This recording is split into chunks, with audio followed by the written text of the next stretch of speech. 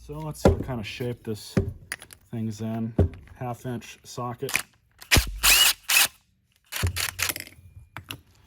Normally what happens is these are the first to go. There is all kinds of debris. I'm actually going to turn the air compressor on. There is supposed to be a little washer that goes here. That's gone. And yeah, I'm going to have to turn the air compressor on.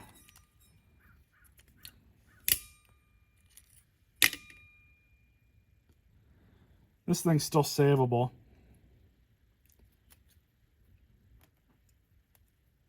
Yeah, this honestly isn't too bad. Be right back. So what I have here is a rebuild kit.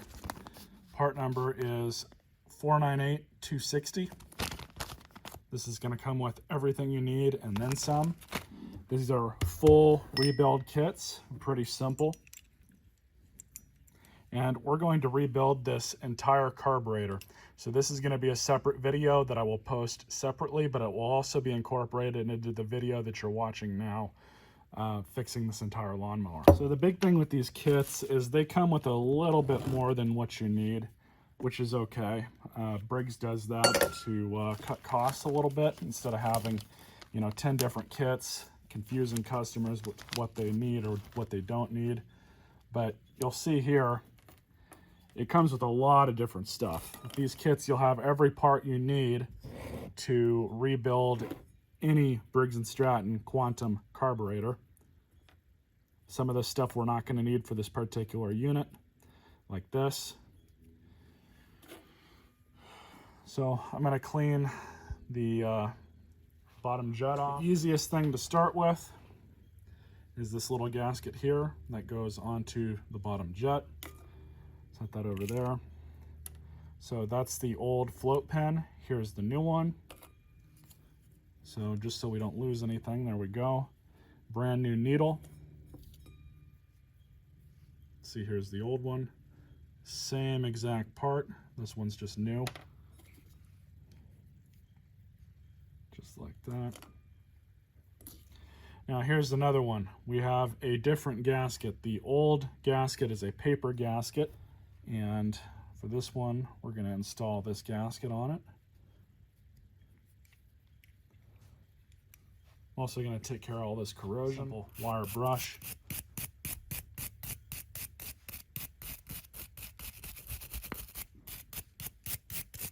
Now you'll see here, and I get asked this from time to time, is there a point in changing out these Welsh plugs?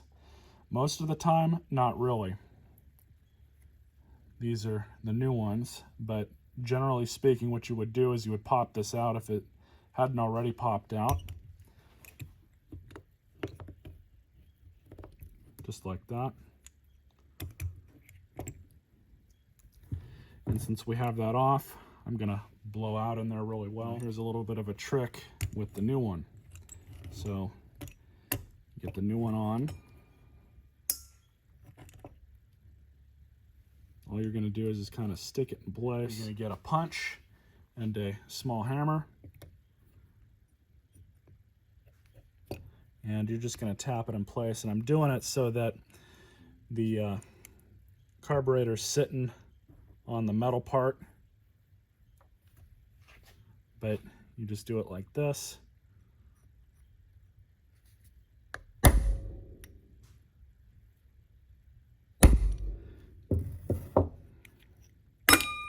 Usually 2 whacks will stick it on in there.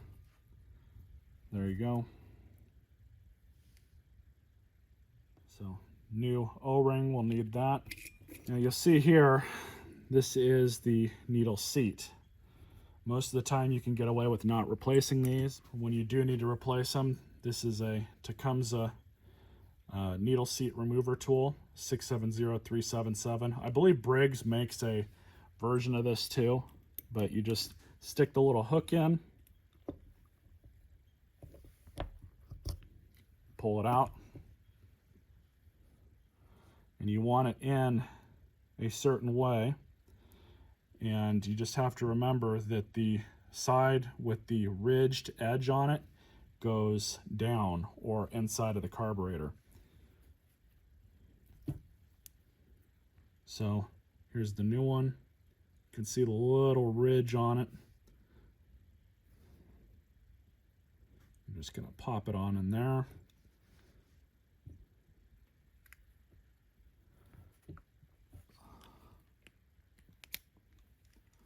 And there you go. So the rest of this stuff is extra. We are going to need that.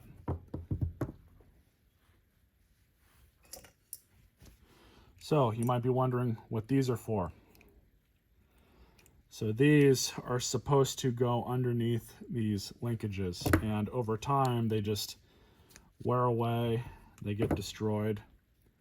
But all you do is you just remove each one of these.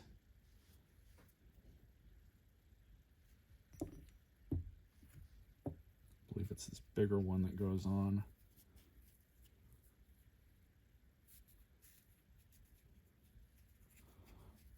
Just goes up like that.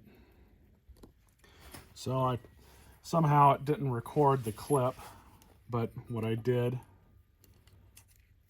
was I just reinstalled the float. The new needle goes in just like this.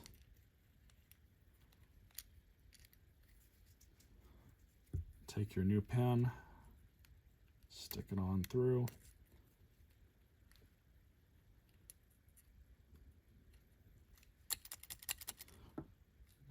Correct amount of floppage.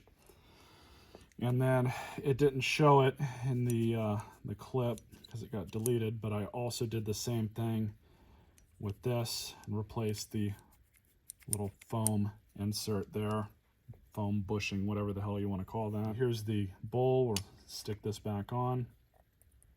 Everything lines up correctly.